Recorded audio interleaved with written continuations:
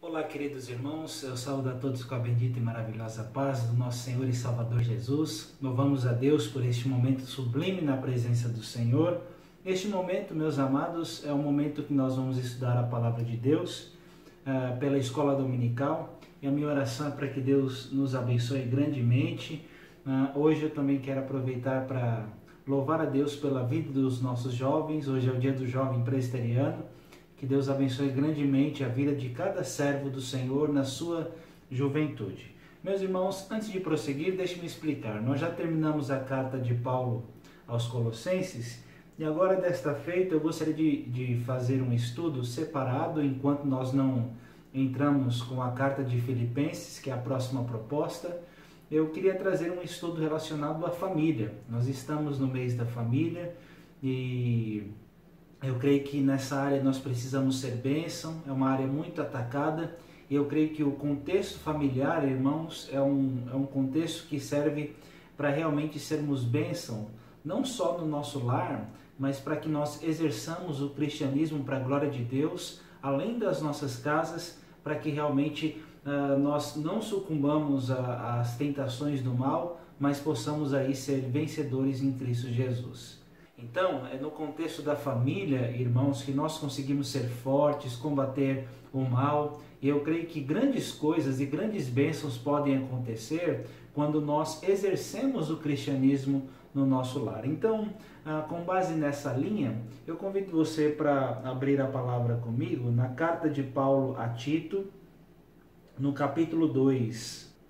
É um texto que vai ajudar, meus irmãos, várias classes de crentes, né? Do jovem ao mais velho, do homem à mulher, da idosa ao idoso. E é um texto muito precioso que Deus tem para nós. Tito capítulo 2, eu gostaria de ler, irmãos, dos versos 1 até o verso 15. Então é um texto relativamente grande. Conforme eu for fazendo a exposição, nós vamos ler o texto sagrado. Vamos fazer assim, desta forma.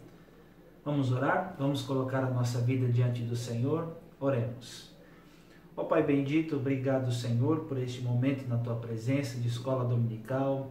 Queremos Te agradecer pela vida de todos os irmãos mais idosos, mais avançados em idade, mas queremos também Te louvar pelo dia do jovem presbiteriano, que na sua juventude pode buscar ao Senhor, se firmar em Ti e pela Tua graça crescer nos Teus santos caminhos. Que o Senhor possa abençoar as diversas classes de irmãos e que neste estudo, ó Deus, nós sejamos iluminados pela Tua palavra e fortalecidos e revestidos com a Tua graça maravilhosa.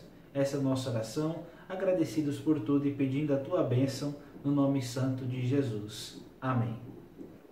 Meus amados irmãos, a carta do apóstolo Paulo a Tito é uma carta que visa promover a fé e o conhecimento na verdade e fazer com que em meio às heresias que aquele povo enfrentou e também aos comportamentos mundanos, o povo de Deus possa viver como um povo firme, renegando qualquer paixão e realmente vencendo o mal, a heresia e todas as coisas que poderiam assolar a igreja com a verdade que vem do Senhor. Então o apóstolo Paulo está escrevendo a um jovem pastor, pastor Tito, que estava fortalecendo, ensinando a igreja como servo do Senhor ali, e naquela situação nós vamos ver o apóstolo Paulo realmente mostrar que naquela situação, num contexto de heresias, num contexto de mundanismo, aquelas pessoas, meus amados, tinham que fortalecer a sua fé no Senhor e viver uma vida sadia, firme na palavra de Cristo, na sã doutrina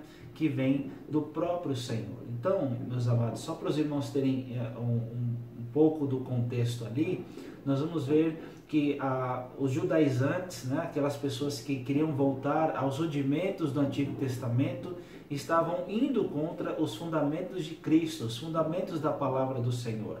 Além disso, Tito tinha que lidar com o comportamento helenista da cidade. Então, a filosofia grega de viver no pecado, de você viver distante de um relacionamento com Deus, mas sim priorizando o seu coração, as suas vontades, o seu prazer, né? Então a filosofia helenista tinha como princípio o hedonismo, que era o prazer acima de todas as coisas. E diante disso, alguns crentes estavam correndo o risco de viverem como não crentes dentro da igreja. Então viverem uma vida dupla, né? Na igreja era uma coisa, mas também fora eles sucumbiam aos prazeres do pecado. Então o apóstolo Paulo escreve essa carta para orientar esses irmãos e realmente fazer com que não só a liderança, mas toda a igreja, nas suas diversas categorias e classificações de idades, formas, sexo, né, pudessem viver a palavra do Senhor e assim realmente se destacarem e mostrarem que aquele que está em Cristo é uma nova criatura e não vive mais como o mundo vive, mas vive para a glória do Senhor Jesus. Então, o capítulo 2, meus irmãos, nada mais é do que instruções do apóstolo Paulo, classificando, né, por idade, sexo, posição social, mas também por situações, por uma ética pessoal, familiar, relacional, e diante disso, que o povo fortalecesse a sua conduta na presença do Senhor. Então, eu vou deixar aqui um tema para nós, né, meus irmãos? É o seguinte: fortaleça a sua vida pessoal, familiar e social diante do Senhor. Então, é um tema próprio para que realmente nós possamos glorificar o nome de Deus nas diversas áreas da nossa vida. Que os jovens possam ser bênção, que os idosos possam também dar bom testemunho e que a liderança, irmão, seja padrão dos fiéis para glorificar o nome do nosso Senhor. Então vamos olhar o que diz a palavra de Deus a partir do verso 1, irmãos. Tu, porém, fala o que convém à sã doutrina. Então, começando a analisar esse texto da palavra do Senhor, meus amados, Tito tinha que fortalecer a sua vida e se distinguir, se destacar, se contrapor aos hereges e àqueles que tinham um comportamento distante da presença do nosso Deus, né? Então, deixe-me só ler um versículo aqui. O versículo 16 vai falar assim: no tocante a Deus professam conhecê-lo, entretanto o negam por suas obras. É por isso que são abomináveis, desobedientes e reprovados para toda boa obra. Então, Tito tinha que ter uma atitude contrária, inversa dessas pessoas, e ter uma ética e direcionar a igreja para uma vida ética também na presença do Senhor. Então, Tito, porém, tinha que andar na contramão disso e realmente viver no centro da vontade de Deus. Mas, além disso, Tito tinha que falar o que convém à sã doutrina. Então, Tito, irmãos, tinha que ter uma doutrina sadia, saudável para a igreja, né? Então, o ensinamento tinha que vir da saúde das Escrituras, né? Então, nós vamos ver justamente isso, o apóstolo Paulo ensinando. E quando alguns comentaristas falam sobre essa sã doutrina, é justamente a graça de Deus em Cristo, mas também tudo que a Bíblia nos fornece para que nós tenhamos uma boa conduta, para que nós possamos nos santificar, para que nós possamos também ter uma forma de agir que glorifique o nome do Senhor. Então o apóstolo Paulo orienta Tito nessa linha, para que a sã doutrina, a graça de Deus em Cristo, a boa conduta que conduz e nos leva à santificação, fortalecesse as diversas classes de pessoas, os diversos tipos de crentes, né? E aí nós vamos ver Paulo começando do mais velho para o mais novo, para depois passar para as classes sociais, né? E nós vamos ver justamente o idoso, a idosa, as mulheres mais novas, os moços, a liderança e depois servos e senhores, né?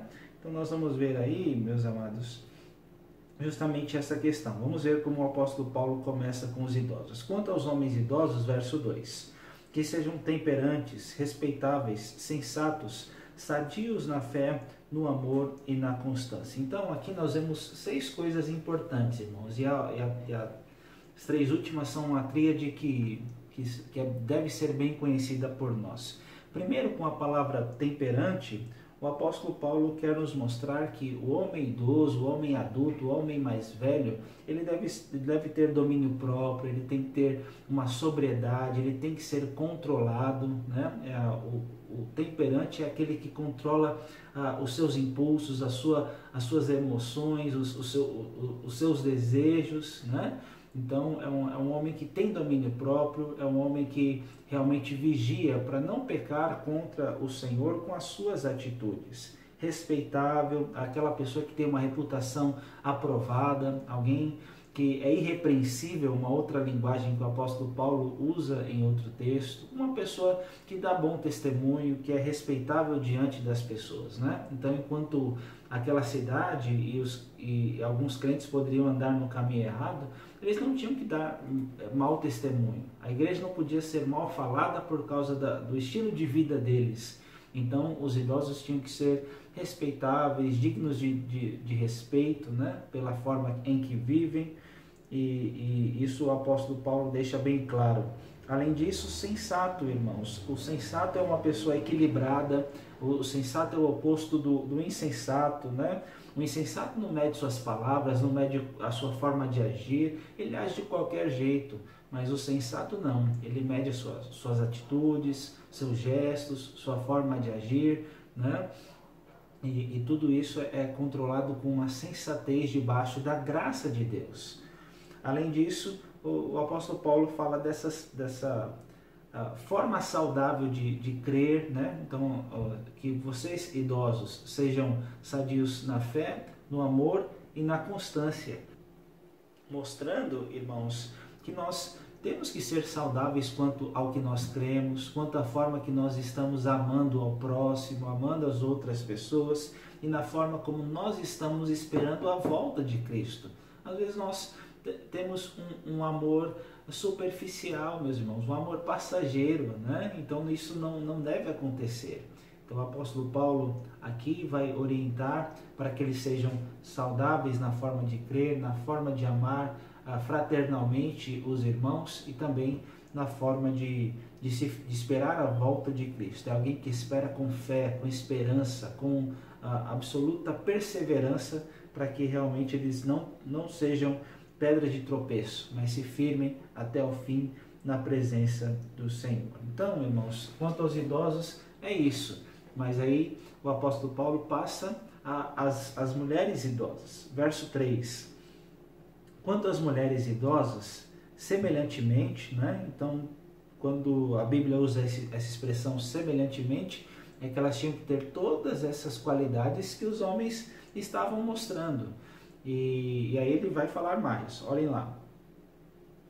Que sejam sérias em seu proceder, né? Então exemplares na forma de agir. Irmãos, hoje as mulheres não podem agir de forma inconveniente, mas elas têm que saber ser exemplares, sérias na forma de andar com o Senhor, né?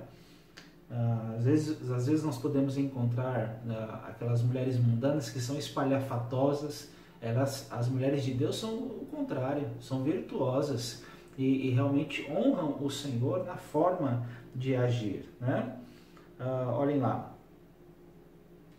Não caluniadoras. Então, além dela vigiar na sua forma de agir, irmãos, elas também têm que vigiar na forma de falar, né? Então elas não podem falar mal pelas costas, a ideia de levantar calúnias, né?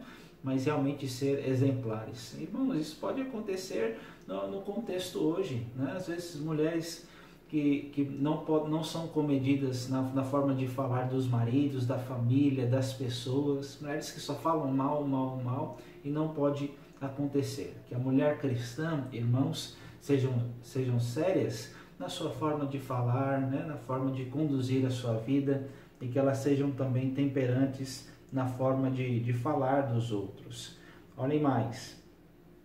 Não escravizadas a muito vinho. Então, irmãos, agora para as irmãs, né? Que nada escravize vocês, não só o vinho, mas se você vê alguma coisa que está fazendo com que você seja uma idólatra no coração, realmente não deixe essas coisas escravizarem você, mas que você possa ser uma serva de Cristo, entregando o seu viver totalmente para o Senhor. E aí o texto fala mais, sejam mestras do bem, a fim de instruírem as mais jovens, né? Então, para finalizar essa parte das mais velhas, que elas sejam boas ensinadoras. Eu creio que as mais jovens vão ler, né, ter uma leitura das mulheres mais velhas. E se as irmãs mais avançadas em idade forem um exemplo, eu creio que as jovens podem ser um grande exemplo também para a glória do Senhor. Irmãos, isso se aplica ao contexto familiar, ao contexto eclesiástico, ao contexto de diversos âmbitos, que realmente tanto os idosos quanto as idosas possam ser realmente exemplos e mestres e mestras para que os jovens realmente possam olhar como é bom e maravilhoso servir ao Senhor. E aí, agora, saindo da mulher idosa, vai falar para as mulheres mais jovens, que as mulheres sejam mestras do bem, as mais idosas. Aí o verso 4 vai falar: a fim de instruírem as jovens recém-casadas a amarem ao marido e a seus filhos. Que as mais jovens, irmãos, recém-casadas, possam realmente amar de fato seus maridos, a sua família, ver que a família é uma bênção. Hoje nós vemos tantos contextos de divórcios, e hoje eu tenho pesquisado algumas coisas, pessoas que se separam e dão pretextos para falar que o divórcio é melhor do que a união. Um dia desses eu vi uma mensagem falando que foi bom nós separarmos para mantermos uma amizade hoje. Irmãos, isso está errado. Nós temos que realmente acertar a nossa vida e pedir perdão e entender que Deus abomina o divórcio, Deus detesta a separação, e é por isso que nós precisamos honrar ao Senhor através do casamento que Deus nos deu. E também amar os seus filhos, né? Não só ao marido, a serem sensatas. Então a sensatez aqui, irmãos, está realmente ao equilíbrio, ao domínio próprio, realmente a viver de uma forma firme e justa na presença do Senhor, serem honestas, né? Terem esse equilíbrio de pureza, de não desejar o que é do outro, né? Isso é muito importante também nos dias de hoje. Boas donas de casa, mulheres que trabalham, que honram o seu lar, né? E que realmente ajudem os maridos, a família no contexto da sua casa, né? Trabalhando, se empenhando para que realmente tudo ocorra bem dentro do lar. A mulher sábia edifica a sua casa, mas a insensata com as suas próprias mãos a derriba. Além disso, irmãos, também que elas sejam bondosas, né? Então a gente vê tantas mulheres que esquecem a bondade, que não vivem a bondade, a virtude, irmãos, está além da beleza, mas que elas tenham um coração bondoso, sujeitas ao marido. Então, todas essas qualidades de sujeição, de submissão, de bondade, de honestidade, de sensatez, tudo isso acontece, irmãos, para que no contexto pessoal e familiar, realmente a palavra do Senhor não seja difamada. Quantas vezes as pessoas podem falar: olha, eu não creio, porque aquela família crente vive de tal jeito, em pé de guerra, só falta jogar uma bomba perto do outro, né? Então isso não pode acontecer. Então nós temos que manter a união, a sujeição, o amor cristão, a honestidade, a bondade, o fruto do Espírito, não só no âmbito pessoal, mas no familiar, para que a palavra do Senhor seja exaltada. Poxa, aquele irmão e aquela irmã são diferentes. O que ela tem? Cristo e a sua palavra, que são bênçãos na nossa vida, irmãos. E olhem o verso 6, das mulheres mais novas para os moços. Quanto aos moços, de igual modo, exorta-os para que em todas as coisas sejam criteriosos. É interessante, irmãos, só tem uma coisa aqui que engloba tudo, né? Para que de igual modo viva também com honestidade, bondade, todas essas qualidades, para que a palavra não seja difamada, mas também para que em todas as coisas eles tenham firmeza, critério, sobriedade, vigilância. A ideia de mostrar que ele não age por impulso, mas ele age com critérios. E os critérios da palavra, irmãos, são a lâmpada para os nossos pés e luzes para os nossos caminhos. Então nós precisamos desses critérios da palavra do Senhor para nos guiar, e a gente não age por si só, mas age pela palavra de Deus que guia e norteia a nossa vida. E caminhando mais, meus amados, Paulo sai dos moços para a liderança, né? Então o capítulo 1 vai falar justamente disso também, né? Então, só voltando um pouquinho aqui, o capítulo 1, verso 6 vai falar do presbítero, alguém que seja repreensível, marido de uma só mulher, que tenha filhos crentes, que não são acusados de dissolução, nem são insubordinados, né? Então nós temos que ser dispenseiros de Deus, não arrogantes, não irascíveis, né, meus irmãos? E o apóstolo Paulo vai falar no verso 7, Tito, torna-te pessoalmente, né, padrão de boas obras, no ensino mostra integridade, reverência, linguagem sadia e irrepreensível. Então, só voltando um pouquinho aqui, irmãos, a palavra padrão, ela vem da palavra typos, né, da palavra tipografia, palavra grega aí, né, mostrando que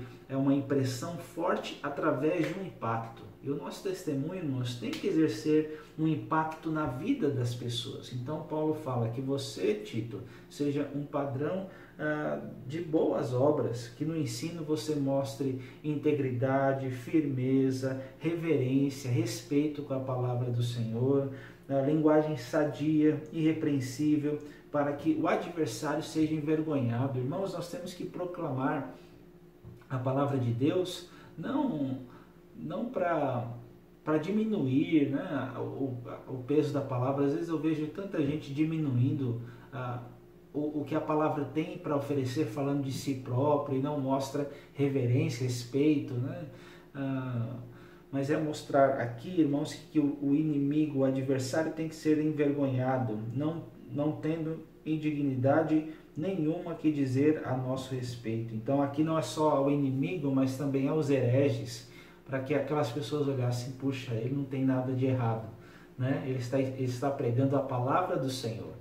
Então que o líder possa ser envolto dessas virtudes, irmãos. Nós precisamos dessas qualidades. O apóstolo Paulo deixa elas bem claro aqui, né? Então que nós possamos ter uma linguagem sadia, que mostre integridade, reverência, tudo que a palavra do Senhor merece. E que pregando a verdade, irmãos, conhecendo as pessoas essa verdade, a verdade vai libertá-las, né? Quanto aos servos, que sejam em tudo obedientes ao seu Senhor, dando-lhes motivo de satisfação, não sejam respondões, não furtem, pelo contrário, deem prova de toda fidelidade, a fim de ornarem em todas as coisas a doutrina de Deus, a doutrina de Deus, nosso Salvador. Irmãos, olhem, isso não se aplica só aos servos, mas aos senhores. Tudo que nós fazemos na vida tem que ser feito para com o Senhor. Que a gente não reclame da vida, não sejamos respondões, não furtemos, mas que onde nós estivermos, nós ornemos, adornemos, embelezemos a doutrina de Cristo. Então nós precisamos adornar, deixar realmente o lugar mais encantador quando nós passamos ali. Às vezes nós vemos pessoas que quando chegam, parece que o ambiente fica mais tenebroso. E não é isso que tem que acontecer na vida cristã. Nós, como servos, temos que realmente mostrar luz, ser luz do mundo, sal da terra, embelezar o lugar de Cristo, o lugar para a glória de Cristo por onde nós passamos, não é? Então isso tem que acontecer e que as pessoas vejam essa diferença em nós. Então, meus irmãos, só para a gente recapitular, né, até o verso 10, a gente vê essas orientações do apóstolo Paulo para que realmente nós vivamos a palavra do Senhor e nos diversos âmbitos da vida. Como é que você tem vivido a sua vida pessoal com Deus? Como é que tem sido a sua vida no contexto familiar? Como tem sido a sua vida no contexto social? A minha oração é para que nós sejamos bênção. E os versos seguintes eu vou falar de uma forma breve, mas em tom de aplicação, para mostrar, meus irmãos, que essas qualidades, elas não vêm de nós, elas não são inerentes do nosso próprio ser, da nossa própria performance, porque se isso fosse verdade, a gente nunca iria ser de fato assim. A palavra do Senhor nos diz que sem Jesus nós nada podemos fazer, e sem Jesus nós não podemos ter essas verdades aplicadas na nossa vida.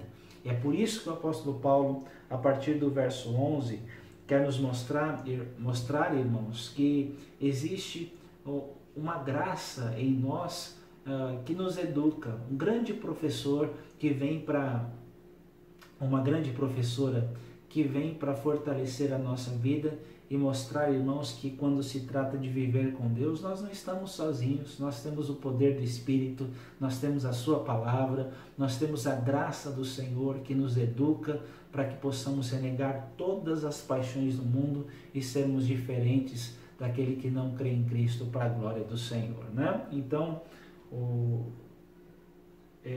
meus irmãos, eu tive na minha juventude, no meu tempo de criança, em vários momentos, diversos professores que foram muito bons, mas eu queria falar para nós que não existe professor melhor do que a graça de Deus. Então olha o que diz o verso 11: porquanto a graça de Deus se manifestou salvadora a todos os homens, educando-nos para que, renegadas a impiedade e as paixões mundanas, vivamos no presente século sensata, justa e piedosamente. Então, olhem que interessante, irmãos. A graça de Deus, ela se manifestou poderosamente, salvadoramente a todos os homens. Aqui, todos os homens não são todas as pessoas do mundo, irmãos. Deus salva os seus eleitos, né? Então, aqueles que são escolhidos do Senhor, ovelhas de Cristo, ninguém vai nos arrebatar das suas mãos, né? Então, Jesus dá a vida pela sua igreja. Eu sou o bom pastor e o bom pastor dá a vida pelas ovelhas. Mas é para mostrar que essa graça, ela atinge o mais novo, o mais velho, as diversas classes que foram elencadas nos versos anteriores. E aí, Paulo fala, essa graça nos educa para que a gente renegue as paixões que anteriormente nós tínhamos e vivamos hoje, no presente século, de forma sensata, justa, piedosa, irmãos, debaixo da palavra e da vontade do Senhor, aguardando a bendita esperança e a manifestação da glória do nosso grande Deus e Salvador, Jesus Cristo, o qual a si mesmo se deu por nós, a fim de remir-nos de toda iniquidade e purificar para si mesmo um povo exclusivamente seu, zeloso de boas obras. Diz essas coisas, exorta, repreende com toda autoridade e que ninguém te despreze. Irmãos, louvado seja Deus pelo que Cristo fez. Ele nos remiu com o seu sangue, Ele nos salvou de toda iniquidade nossa e purificou para Ele mesmo. Hoje nós somos a noiva do Cordeiro, a noiva de Cristo. E hoje, meus irmãos, nós temos que nos apresentar